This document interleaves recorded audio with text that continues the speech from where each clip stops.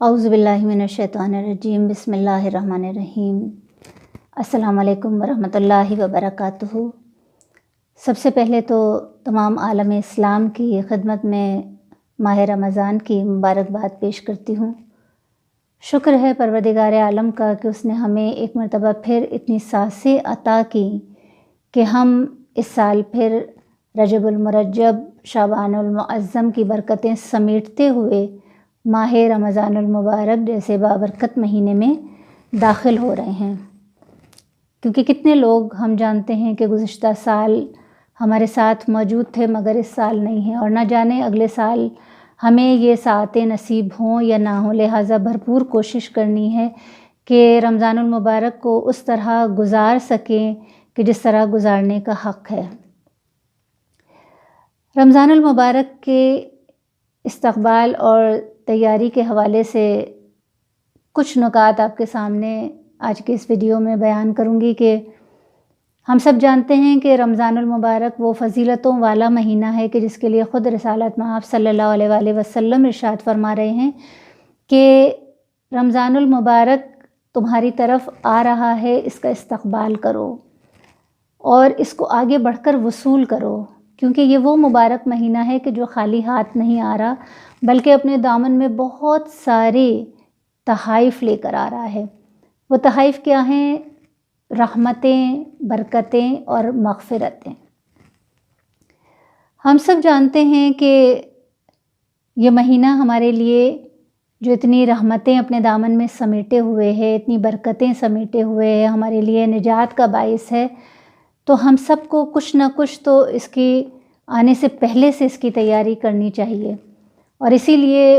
رجب کے مہینے سے مومن اس کی تیاری شروع کر دیتا ہے، کیونکہ رجب کے مہینے میں ہم کیا کرتے ہیں کہ ہم بیج بوتے ہیں، پھر شعبان کے مہینے میں ہم اس کی آبیاری کرتے ہیں، تب جا کر رمضان المبارک میں وہ تناور درخت بن کے تیار ہوتا ہے اور پھر ہم اس کا پھل پاتے ہیں۔ استقبال اور تیاری کے حوالے سے اتنا کہنا چاہوں گی کہ کیونکہ اللہ کے نبی نے کہا کہ یہ مہینہ تمہارے لیے بہت سارے تحائف لے کر آ رہا ہے، وہ تحائف رحمتیں، برکتیں، مغفرتیں ہیں، تو ہم اگر محسوس کریں تو اگر ہمارا کوئی رشتہ دار آنے والا ہو، کوئی ہمارا بہن بھائی، کوئی کزن، کوئی باہر سے آ رہا ہو اور وہ ہمیں پہلے سے آنے سے پہلے بتا دے، خبر دے دے کہ ہم آ رہے ہیں اور ہم تمہارے لیے بہت سارے تحفے لے کر آ رہے ہیں، تو ہمیں تو رات بھر نیند بھی نہیں آتی کہ پتہ نہیں ہمارے لیے کیا کیا تحفے وہ لے کر آ رہا ہے آنے والا۔ تو ہمیں تحفوں کا پتہ بھی نہیں ہوتا، لیکن اس کے باوجود ہم اس کے آنے کی، اس کو ویلکم کرنے کی کتنی تیاریاں کر رہے ہوتے ہیں، کیونکہ اس نے ہمیں بتا دیا ہے کہ وہ ہمارے لیے اتنے سارے تحفے لا رہا ہے۔ تو رمضان المبارک کا مہینہ آنے سے پہلے اللہ کے نبی ہمیں بتا رہے ہیں کہ یہ مہینہ تمہارے لیے اتنا کچھ لے کر آ رہا ہے، اور پھر بھی اگر ہم تیاری نہ کریں تو یہ ہماری ہی بدنصیبی ہو سکتی ہے، اسے ویلکم نہ کریں اگر ہم صحیح معنی میں جس طرح حق ہے۔ تو ہم اس کی تیاری کریں، کس طرح کریں؟ یہ تیاری تو ہم سب کرتے ہیں کہ ہم رمضان شروع ہونے سے پہلے سے ہم فریزر میں سموسے بنا کے رکھ دیتے ہیں، رول بنا کے رکھ دیتے ہیں، کباب بنا کے رکھ دیتے ہیں۔ ہاں، اگر ہم اس نیت سے، اس انٹینشن سے بنا کے رکھ دیتے ہیں تاکہ ہمیں زیادہ عبادت کا ثواب مل سکے اور ہم زیادہ سے زیادہ عبادت کر سکیں اور زیادہ سے زیادہ وقت نکال سکیں عبادت کے لیے، تو پھر یقیناً یہ ایک احسن قدم ہے۔ لیکن اگر ہم صرف یہ سوچ کر یہ کام انجام دے رہے ہوتے ہیں کہ کیونکہ ہم پورا دن بھوکے پیاسے رہیں گے تو پھر جب روزہ کھلے گا تو پھر کچھ باقی نہ رہ جائے جو ہم نہ کھا لیں، تو پھر ہماری نیت غلط ہو جاتی ہے، کیونکہ رمضان کی روزوں کی کچھ حکمتیں ہیں جس کی وجہ سے اللہ تعالیٰ نے سال میں ایک مہینہ یہ ہم پر فرض کیے ہیں۔ اس کی حکمت میں یہ چیز شامل ہے، روزے کی حکمت میں، کہ جو ہم پورا سال ہم الا بلا کھاتے رہتے ہیں نان اسٹاپ کھاتے ہیں اور سوچے سمجھے بغیر کھا رہے ہوتے ہیں، تو وہ جو فاسد مادے ہمارے معدے میں جو جمع ہو جاتے ہیں، روزہ جب ہم رکھتے ہیں اور سال میں 30 دن جب ہم اپنے معدے کو خالی رکھتے ہیں اتنے گھنٹوں تک، تو وہ ہمارے جسم سے وہ فاسد مادے خارج ہوتے ہیں. یہ اللہ نے یہ ایک نظام بنایا ہے، یہ حکمت رکھی ہے روزوں میں. تو وہ فاسد مادے، وہ ٹاکسن ریلیز ہونے کے بجائے ہم اور زیادہ جمع کر لیتے ہیں جب ہم یہ چیزیں کھا رہے ہوتے ہیں، اور یہ سوچے بغیر کھا رہے ہوتے ہیں کہ ہم عمر کے کس حصے میں ہیں، یا ہم کوئی ہارٹ پیشنٹ ہے تو کوئی شوگر کا مریض ہے تو کوئی بلڈ پریشر کا مریض ہے. کچھ نہیں سوچ رہے ہوتے، بس یہ سوچ رہے ہوتے ہیں کہ پورا دن کیونکہ بھوکے تھے تو بس اب تو جو دل چاہے بس وہ کھا سکتے ہیں. تو یہ یقیناً غلط طریقہ ہے جس سے ہمیں بچنا چاہیے، اور ہمیں یہ سوچ کر تیاری کرنی چاہیے کہ ہمیں اس مہینے کی برکتوں سے فائدہ اٹھانا ہے. وہ رحمتوں کا نزول جو اس ماہ مبارک میں پروردگار عالم کی جانب سے ہوتا ہے، ہمیں اس رحمت الہی کے دائرے میں داخل ہونا ہے، ان رحمتوں کو سمیٹنا ہے زیادہ سے زیادہ. دوسری ایک تیاری ہمیں یہ کرنی چاہیے کہ ہم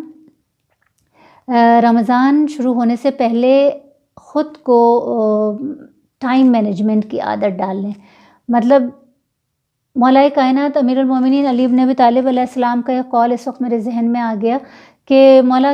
فرماتے ہیں کہ گھنٹے تمہاری عمروں کو کھا رہے ہیں. کیسی بات ہے کہ ہم نے مولا کے اس قول کو نہیں سمجھا، اور جو مغربی ممالک ہیں انہوں نے، وہاں کے رہنے والوں نے جو دائرے اسلام سے باہر ہیں، انہوں نے مولا کے اس قول سے سیکھ لیا. وہاں ویجز جو ہیں آپ کو آورز کے حساب سے ملتی ہیں. مولا نے یہ نہیں کہا کہ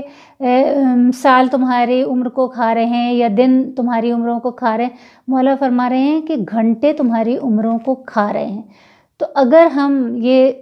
مطلب آپ تجربہ کر کے دیکھیے گا کہ اگر ہم اپنے دن کے تمام جو کام ہیں، جو امور ہیں، انہیں اگر گھنٹوں میں ڈیوائڈ کر لیتے ہیں تو ہم بڑی آسانی سے پورا دن کے کاموں کو مینیج کر لیتے ہیں، اور ہمارے پاس بہت وقت بھی بچ جاتا ہے. اور اگر ہم بغیر اس کو ٹائم مینجمنٹ کے اور بغیر اس کو آورز میں ڈیوائڈ کیے بغیر، یہ میں عام دنوں کی بھی بات کر رہی ہوں، اور رمضان المبارک میں تو ہمیں اس کی بہت زیادہ ضرورت ہوتی ہے، کیونکہ رمضان میں ہمارے لیے ایک ایک لمحہ قیمتی ہوتا ہے. حالانکہ یہ وہ مہینہ ہے، پروردگار عالم کی اتنی رحمتیں ہیں کہ ہم سو بھی رہے ہوتے ہیں تو وہ ہمارا سونا بھی عبادت میں شمار کیا جاتا ہے. ہم سانس لے رہے ہوتے ہیں تو ہماری سانسیں بھی تسبیح شمار کی جا رہی ہوتی ہیں. لیکن اس کے باوجود ہمیں چاہیے کہ ہم اپنے دن کے تمام امور کو آورز کے حساب سے اس کو مینیج کریں، اور پھر اس طرح ہم انجام دیں کام اپنے، کہ اگر ہمیں 2 گھنٹے کچن میں لگانے ہیں تو 2 گھنٹے ہمیں اگر صفائی میں لگانے ہیں تو پھر ہمیں 2 گھنٹے قرآن شریف پڑھنے میں بھی لگانے ہیں، نفل نمازوں میں بھی لگانے ہیں، تسبیحات میں بھی لگانے ہیں. تو اس طرح کر کے ہم اپنے پورے دن کو اگر اچھے سے مینیج کر لیں اور رمضان شروع ہونے سے پہلے اس کو یہ سارا ٹائم ٹیبل بنا لیں، تو پھر ہمارے رمضان بہت اچھے طریقے سے ہمارے رمضان کے روزے گزر سکتے ہیں، اور ہم بہت ساری وہ عبادتیں جو ہم سوچتے رہ جاتے ہیں اور نہیں کر پاتے، وہ سب ہم انجام دے سکتے ہیں. تیسری چیز یہ ہے کہ جس کا ہمیں حکم دیا جا رہا ہے کہ رمضان المبارک کا جو مہینہ ہے، اس میں ہم اپنے دسترخوان کو وسیع کر دیں. اب وہ وسیع ہم اپنے لیے نہ کریں، زیادہ دوسروں کے لیے وسیع کر دیں، اور اس طرح وسیع کریں کہ یہ سوچ کر وسیع کر دیں کہ ہم، کیونکہ جب خود بھوکے پیاسے رہتے ہیں تب ہم دوسرے کی بھوک پیاس کا زیادہ احساس کرتے ہیں. ہمیں یہ سمجھ میں آتا ہے کہ واقعی جو انسان پورا دن بھوکا پیاسا رہتا ہے وہ کس تکلیف سے گزرتا ہوگا، اسے کیا کچھ برداشت کرنا پڑتا ہوگا. تو ہم یہ کوشش کریں کہ جس طرح، اور وہ تو واجب ہے کہ زکوٰۃ تو واجب ہے، اور وہ یقیناً ہمارے مال کو پاک کرتی ہے، تو ہمیں نکالنا ہی نکالنا ہے. اور کتنا کم اماؤنٹ اللہ نے رکھا ہے زکوٰۃ کا کہ صرف 2.5% ہے، اور اس میں بھی کتنی چیزیں ہیں جس پر زکوٰۃ واجب نہیں ہوتی. یعنی جو مکان ہے جس میں ہم رہتے ہیں، ہماری گاڑی ہے، اور دوسری آسائش کی چیزیں ہیں. اگر ہم نے کوئی پراپرٹی رینٹ پہ دی ہوئی ہے، یا کوئی بھی ہمارے پاس جو بھی مختلف ہمارے پاس ریسورسز ہیں جو ہم نے جمع کیے ہوئے ہیں، تو کتنی سارے ایسے ہیں جن پر زکوٰۃ واجب نہیں ہوتی. چند ایسی چیزیں ہیں کہ جن پر زکوٰۃ واجب ہے، لیکن ہمیں وہ بھی دیتے ہوئے ہمیں پریشانی ہو رہی ہوتی ہے کہ شاید ہمارے پیسے میں، ہمارے رزق میں کوئی کمی آ جائے گی۔ بلکہ یہ سوچنا چاہیے کہ اللہ جب ہر عمل کو 70 گنا بڑھا دیتا ہے، ہمارے چھوٹے سے چھوٹے عمل کو بھی 70 گنا بڑھا کر اس مہینے میں اجر و ثواب عطا کرتا ہے۔ اور زکوٰۃ تو وہ فریضہ ہے کہ جو کوئی آپشن ہی نہیں ہے ہمارے پاس، جو چیز فرض ہے وہ تو فرض ہے، تو ہمیں یقیناً اس طرف توجہ دینی چاہیے۔ اور یقیناً جن کے پاس کم ہوتا ہے تو شاید ان کو زکوٰۃ نکالتے ہوئے اتنی تکلیف نہیں ہو رہی ہوتی کہ اگر کسی کے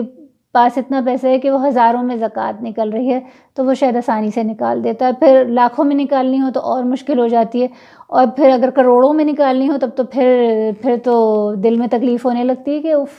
کروڑوں میں زکوٰۃ۔ لیکن اس وقت ہم یہ نہیں سوچ رہے ہوتے کہ اگر ہم ہزاروں میں زکوٰۃ نکال رہے ہیں تو ہم لاکھوں کے مالک ہیں، اللہ نے ہمیں لاکھوں عطا کیے ہیں تو ہم ہزاروں میں زکوٰۃ نکال رہے ہیں۔ اگر ہم لاکھوں میں نکال رہے ہیں تو ہم کروڑوں کے مالک ہیں تو ہم لاکھوں میں زکوٰۃ نکال رہے ہیں، اللہ نے ہمیں اس قابل بنایا ہے۔ اگر ہمیں کروڑوں میں زکوٰۃ نکالنی پڑ رہی ہے تو اللہ نے ہمیں اربوں کا مالک بنایا ہے، تبھی تو ہم کروڑوں میں زکوٰۃ نکال رہے ہیں۔ تو یہ سب چیزیں اگر ہم اس طرح سے ترتیب دیں اپنے ذہن میں اور یہ سوچیں کہ اللہ نے ہم پر کتنا کرم کیا ہے، اس نے ہم پر کتنا اس کا رحم ہے کہ وہ ہمارے لیے ان چیزوں کو اس نے بہت آسان بنایا ہے، اور پھر بھی اگر ہم اسے مشکل سمجھتے ہیں تو یہ ہمارا اپنا قصور ہے اور یہ ہماری اپنی بدنصیبی ہے دراصل۔ تو اس طرح کی چیزوں کو ہمیں رمضان سے پہلے سوچ لینی چاہیے، ایک پیپر پہ لکھ لینا چاہیے کہ ہمارے ذہن سے یہ چیزیں نکل نہ جائیں۔ جب ہم رمضان المبارک میں داخل ہو رہے ہوں تو اس وقت اس کی تیاری کرنے سے پہلے، اس کا استقبال کرنے سے پہلے اس کی تیاری کر لیں، تاکہ اس وقت ہم بہت اچھے طریقے سے پوری معنویت کے ساتھ، پورے اس کی روح کے ساتھ ہم اس عبادت کو سر انجام دیں کہ اتنی فضیلتوں والا مہینہ، اتنے مواقع ہمیں فراہم کیے جا رہے ہیں، شیاطین کو جکڑ دیا جاتا ہے، جنت کے دروازوں کو کھول دیا جاتا ہے۔ اور اس وقت بھی اگر ہم اس ماہ مبارک میں اپنے نفس کی تربیت نہ کر سکیں، کیونکہ ہم عام طور پر دیکھ رہے ہوتے ہیں کہ روزہ تو ہوتا ہے لیکن ہمیں اتنا کنٹرول نہیں ہو رہا ہوتا کہ اگر کسی نے ہمیں کچھ کہہ دیا، تھوڑا سا بھی کچھ اس نے ہماری مرضی کے خلاف بات کر دی، ہم فوراً غصے میں آ جاتے ہیں، اشتعال میں آ جاتے ہیں، بھول جاتے ہیں کہ روزہ ہے، روزہ ہوتا ہے، کسی کا فون آ گیا بس ہم غیبتیں شروع کر دیتے ہیں، بھول جاتے ہیں کہ روزہ ہے۔ یہ پریکٹس ہے ہمارے نفس کی کہ ہم سال میں ایک مہینہ اپنے نفس کی اس طرح تربیت کریں کہ ہم سے بھوکے پیاسے نہ رہیں، بلکہ ہمیں ان چیزوں پر توجہ دینی ہے کہ ہم نے ماہ رمضان میں ہم نے ان سب چیزوں کا خیال رکھنا ہے، ہم نے جھوٹ سے اجتناب کرنا ہے، ہم نے غیبت سے اجتناب کرنا ہے، ہمیں کسی کا دل دکھانے سے اجتناب کرنا ہے، ہمیں کسی کو گالی دینے سے اجتناب کرنا ہے۔ ان سب چیزوں سے ہمیں اپنے آپ کو روکنا ہے، تب جا کر ہم اپنے نفس کی وہ تربیت کرنے کے قابل ہو سکیں گے کہ پھر پورا سال یہ پریکٹس ہمارے کام آئے۔ کیونکہ جب ہم مسلسل ایک مہینہ مسلسل اپنے آپ کو روکتے رہیں گے ان چیزوں سے، تو پھر یقیناً اس قابل ہو سکیں گے کہ ہم پورا سال اس کو اپنے اوپر اس طرح اپلائی کر سکیں، امپلیمنٹ کر سکیں کہ جس طرح ہم ماہ رمضان المبارک میں کرتے ہیں۔ اور اگر پوری طرح نہیں بھی کر سکیں گے تو کچھ نہ کچھ کوئی حصہ تو رہ جائے گا ایسا جو ہمارے نفس کی تربیت کا کہ جو ہمیں پورا سال کام آئے گا۔ اور یقیناً اس کی مثال جیسے میں ہمیشہ دیتی ہوں کہ ہم جو کچھ اس ماہ مبارک میں نیکیاں اپنے نامہ اعمال میں جمع کرتے ہیں تو اس کو باقی ہمیں رکھنا ہے پورا سال۔ اور کس طرح رکھنا ہے کہ جس کی مثال یہ دیتی ہوں کہ ہم ٹینک فل کر لیں اور اس کے بعد نل بھی کھلا چھوڑ دیں، تو پھر کیا ہوتا ہے کہ وہ سب کچھ، وہ سارا پانی بہہ جاتا ہے نا، ضائع ہو جاتا ہے۔ تو اسی طرح ہم نے جو یہ ہم ٹینک فل کریں گے جو ابھی اس ماہ مبارک میں ہم اپنی نامہ اعمال میں جو نیکیاں جمع کریں گے تو ان کو پورا سال محفوظ رکھنے کے لیے ضروری ہے، یہ انتہائی ضروری ہے کہ جیسے ہی یہ رمضان المبارک ختم ہو اور ہم ماہ شوال میں داخل ہوں تو ہم تھوڑی تھوڑی ایک ایک نیکی اس طرح یہ سوچ کر پریکٹس کریں اور ایک ایک برائی کو اپنے اندر سے اس طرح یہ سوچ کر ترک کریں کہ ہم جب اگلا ماہ رمضان آئے تو ہم ایک نئی شخصیت بن کر ہم اس ماہ مبارک میں داخل ہو، ہماری شخصیت بدل چکی ہو، یعنی جو پورا مہینہ ہم پریکٹس کریں اس کو ہم پورا سال جاری رکھیں، اور اس طرح جاری رکھیں، یہ سوچ کر جاری رکھیں کہ اس ماہ مبارک میں ہم اللہ کے ساتھ، اپنے رب کے ساتھ یہ عہد کریں کہ بار الہ تو ہمیں توفیق عطا کرنا، ہم کوشش کریں گے، ہم اپنی طرف سے جو ہمارے بس میں ہے وہ ہم کرنے کی کوشش کریں گے، لیکن تیری دی ہوئی توفیق کے بغیر ہم کچھ بھی نہیں کر سکتے۔ تو بار الہ اس رمضان المبارک کے صدقے تو ہمیں وہ توفیق عطا کرنا پورا سال کہ ہم جو کچھ اس ماہ میں، اس ماہ مبارک میں نیکیاں کرنے کی عادت ڈالیں گے، گناہوں کو ترک کرنے کی عادت ڈالیں گے، اپنے نفس کی تربیت کرنے کی کوشش کریں گے، اسے ہم تیری دی ہوئی توفیق کے ساتھ پورا سال جاری رکھ سکیں۔ وآخر دعوانا ان الحمد للہ رب العالمین۔ ربنا تقبل منا انک انت السمیع العلیم۔ اللہم صل علی محمد وآل محمد وعجل فرجہم۔